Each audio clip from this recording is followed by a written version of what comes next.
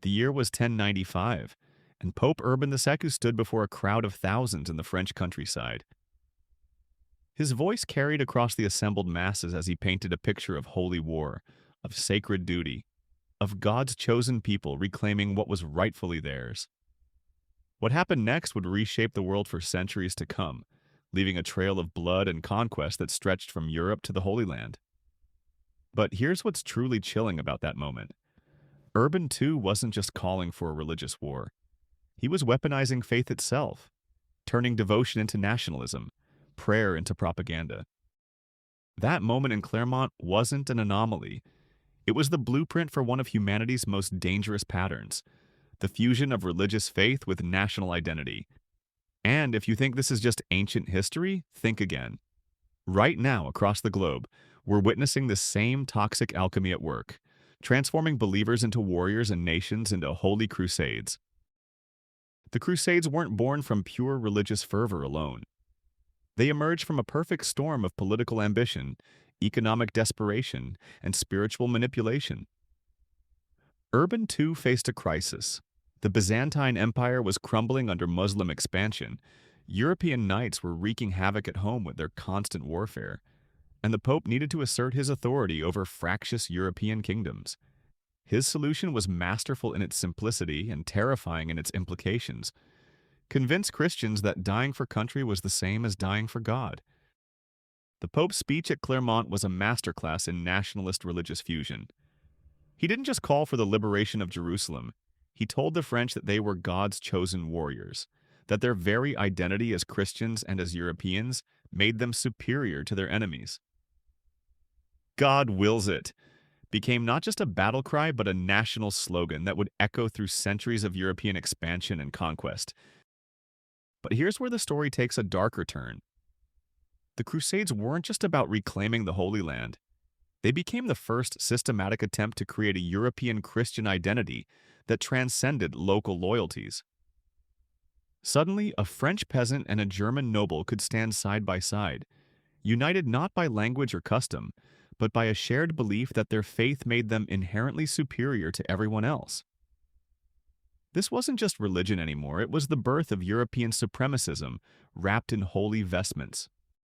The psychological mechanics of this fusion are fascinatingly sinister.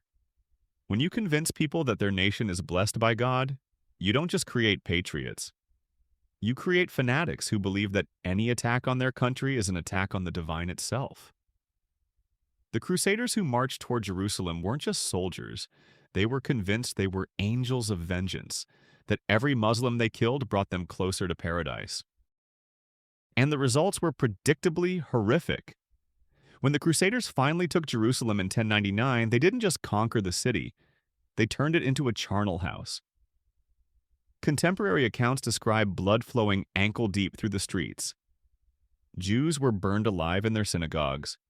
Muslims were slaughtered without regard for age or gender, all in the name of Christ and Christendom.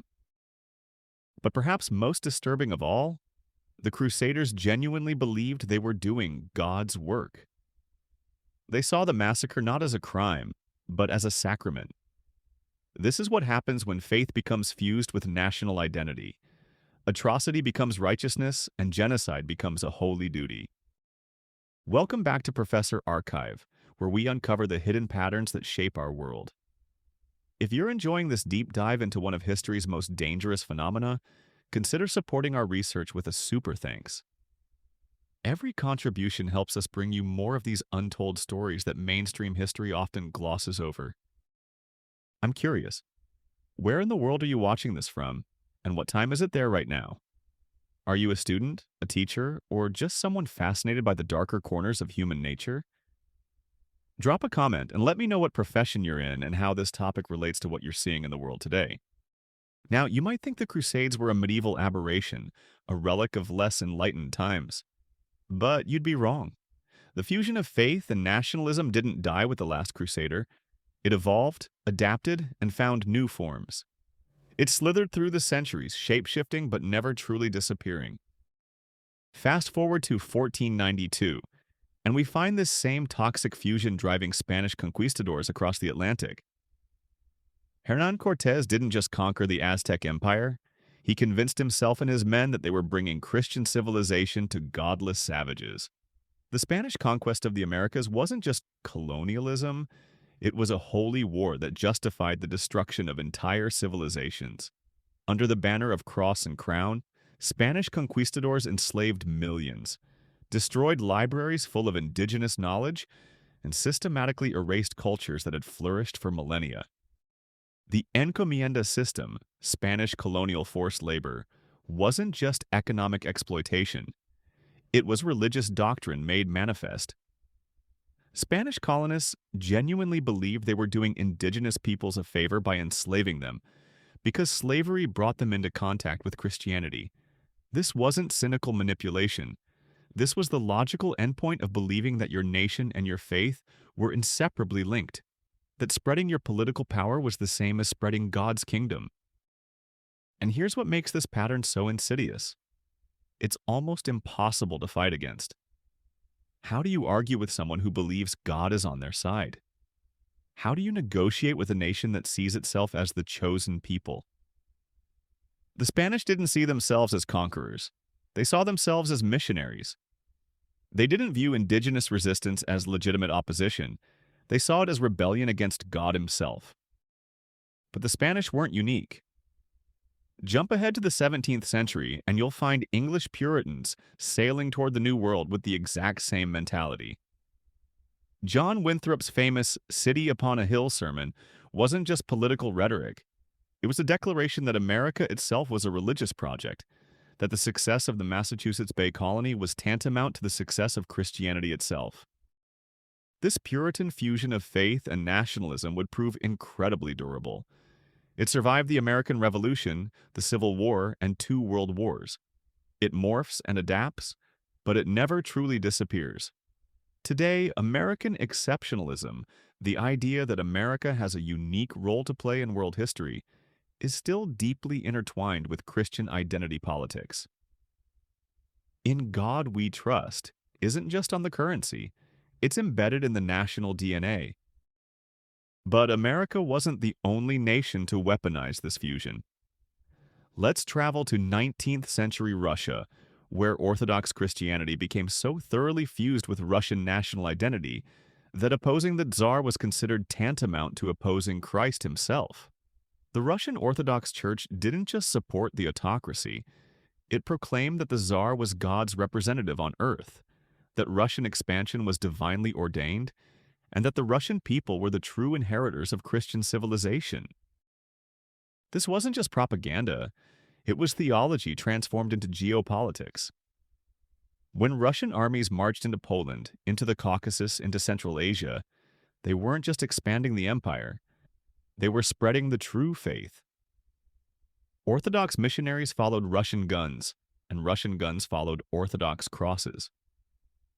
The result was the creation of one of history's most enduring imperial projects, one that convinced millions of Russians that their suffering under autocracy was not just patriotic duty, but religious obligation.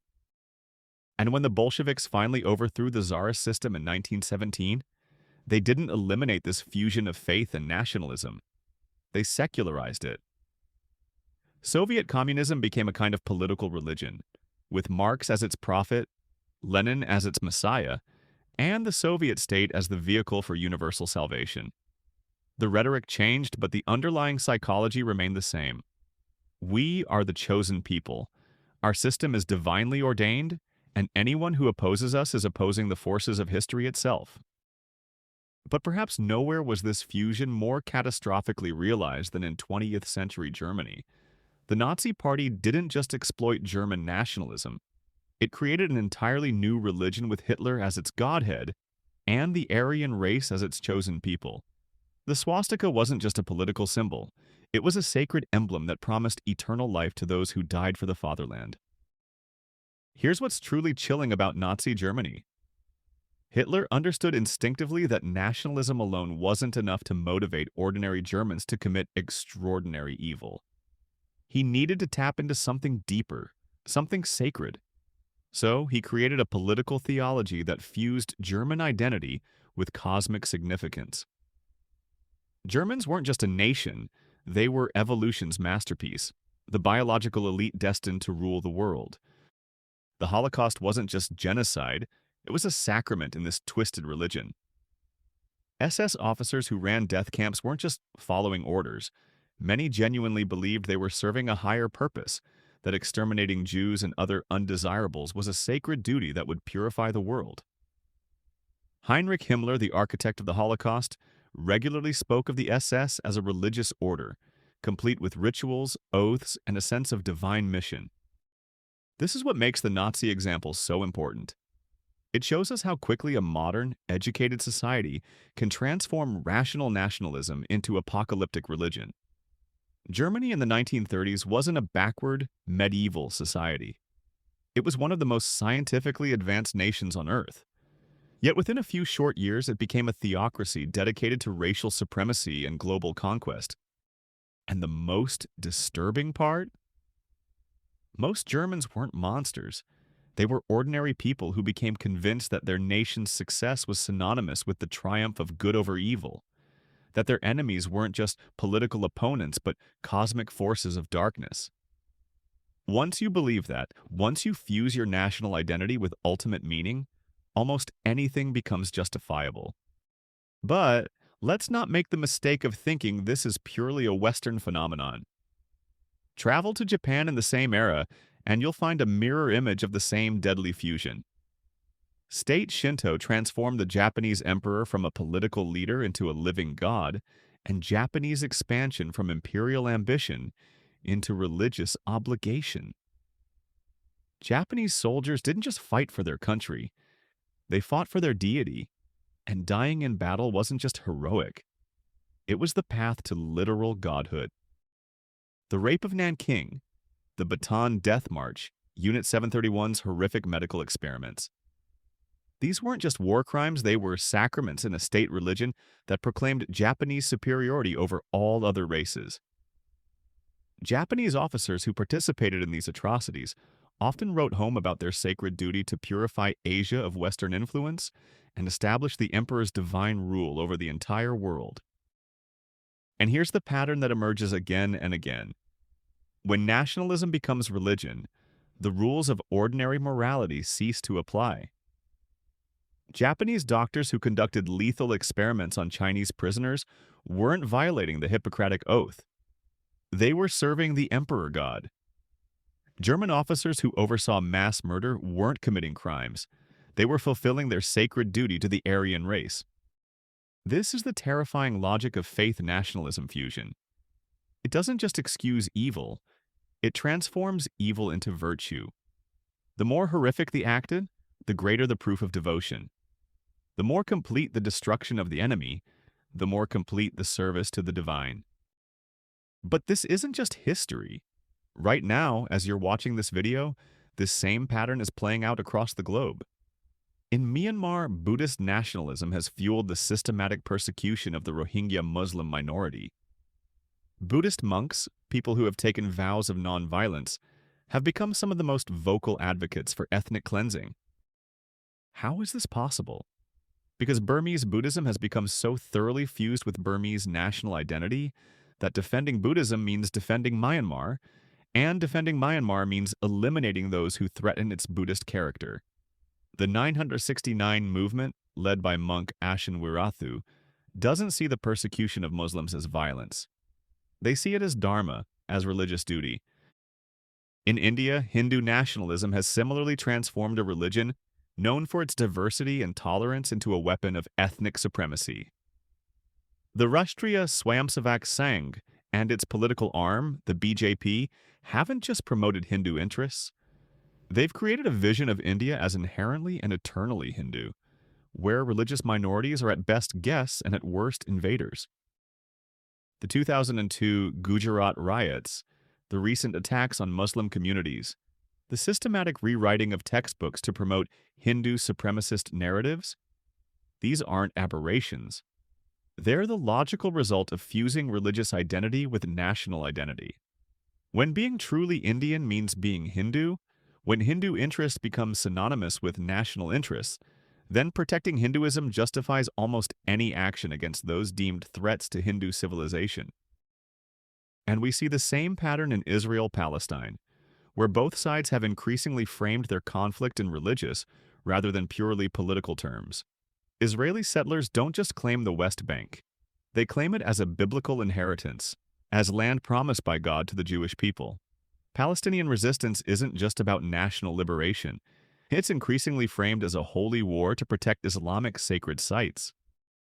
When the conflict becomes religious, compromise becomes heresy. How do you negotiate over land that God supposedly gave to your people? How do you make peace with those you believe are fighting against divine will? The fusion of faith and nationalism doesn't just complicate political solutions, it makes them nearly impossible. But perhaps the most dangerous example of contemporary faith-nationalism fusion is happening right here in the United States. Christian nationalism, the belief that America was founded as a Christian nation and should remain one, has become an increasingly powerful force in American politics. This isn't just about prayer in schools or Ten Commandments monuments. It's about a fundamental reimagining of American identity as inherently Christian. Groups like the New Apostolic Reformation don't just want Christians in political office. They want to establish what they call the Seven Mountains Mandate: Christian dominion over government, media, education, business, entertainment, religion, and family. This isn't just political participation, it's theocratic ambition disguised as patriotism. The January 6th attack on the Capitol wasn't just political insurrection, it was suffused with Christian nationalist symbolism and rhetoric. Rioters carried crosses alongside Confederate flags. They prayed for divine intervention while breaking windows. They genuinely believed that overturning the election results wasn't just political necessity, it was God's will. And here's what makes contemporary American Christian nationalism so dangerous. It combines the world's most powerful military with absolute moral certainty.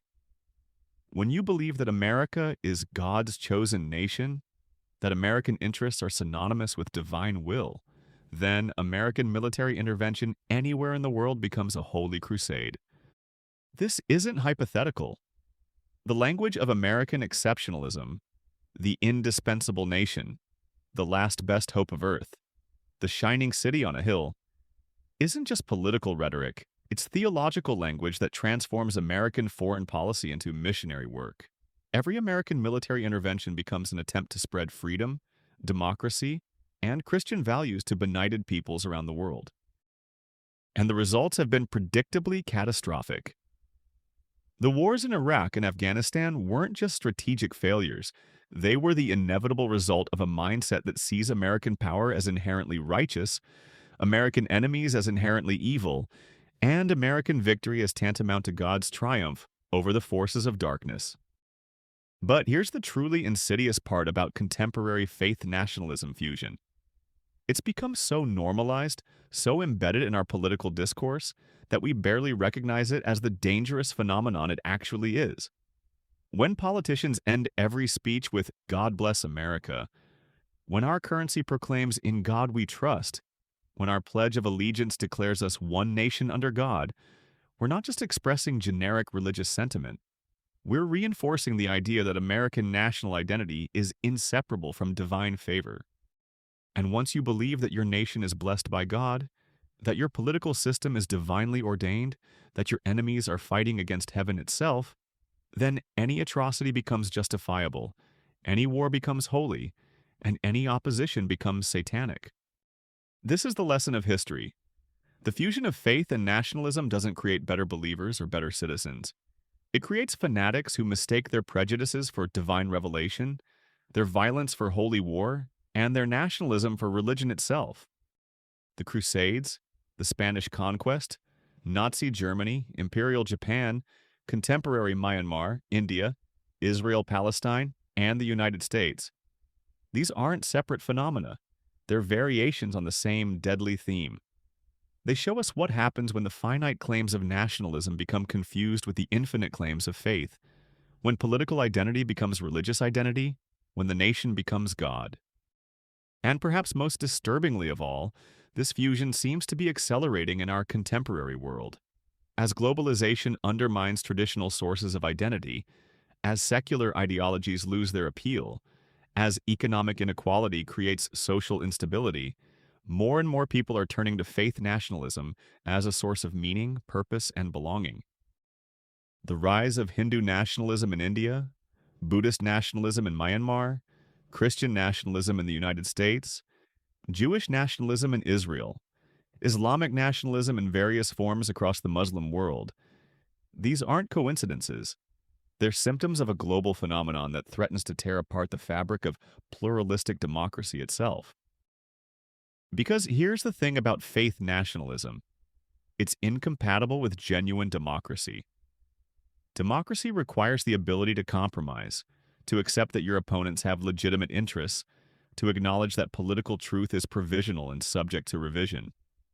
But when nationalism becomes religion, compromise becomes apostasy, opponents become heretics, and political disagreement becomes cosmic warfare.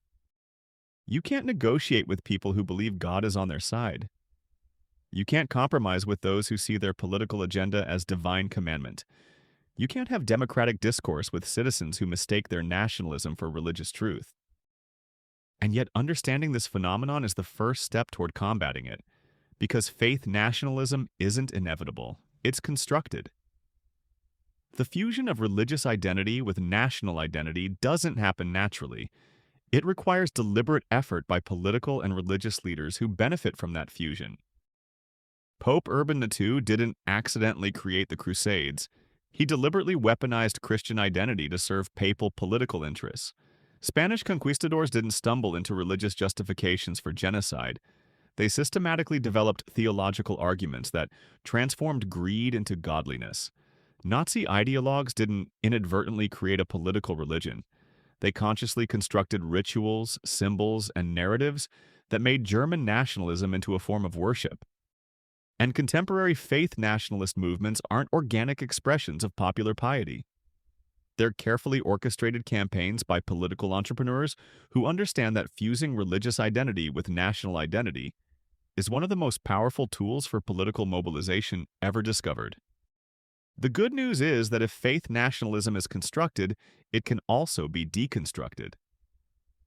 Throughout history, there have always been religious leaders who resisted the temptation to fuse faith with nationalism, who insisted that true religion transcends political boundaries, who proclaim that God's love extends to all peoples regardless of nationality. These voices exist today as well. Christian theologians who reject Christian nationalism, Muslim scholars who oppose Islamic supremacism, Hindu teachers who embrace religious pluralism, Jewish rabbis who critique religious Zionism, Buddhist leaders who condemn Buddhist violence. These aren't just isolated individuals. They represent alternative traditions within every major faith, traditions that insist on the universal rather than the tribal dimensions of religious truth. But these voices need to be amplified, supported, and protected. Because the struggle between universal faith and tribal nationalism isn't just an abstract theological debate, it's the defining political battle of our time. The future of democracy, human rights, and international peace may well depend on whether religious communities can rediscover the prophetic tradition that speaks truth to power, rather than the priestly tradition that blesses power with divine authority. The Crusades began with a pope who transformed Christianity into a weapon of European supremacy. They don't have to end that way, but that will require believers of all traditions to choose. Will they serve the God of all humanity, or will they worship the idol of their own nation? The choice we make will determine whether the 21st century becomes an era of holy wars or an age of genuine peace. The fusion of faith and nationalism has given us some of humanity's greatest crimes. Perhaps it's time to see what the separation of faith and nationalism might give us instead. Thanks for joining me on Professor Archive. If this deep dive into the dangerous intersection of faith and politics opened your eyes to patterns you hadn't seen before, hit that like button and consider supporting our research with a super thanks. Your contributions help us continue uncovering these crucial historical lessons that mainstream narratives often miss. Subscribe for more investigations into the hidden forces that shape our world, and remember, the past isn't just history, it's a warning about the future we're creating right now.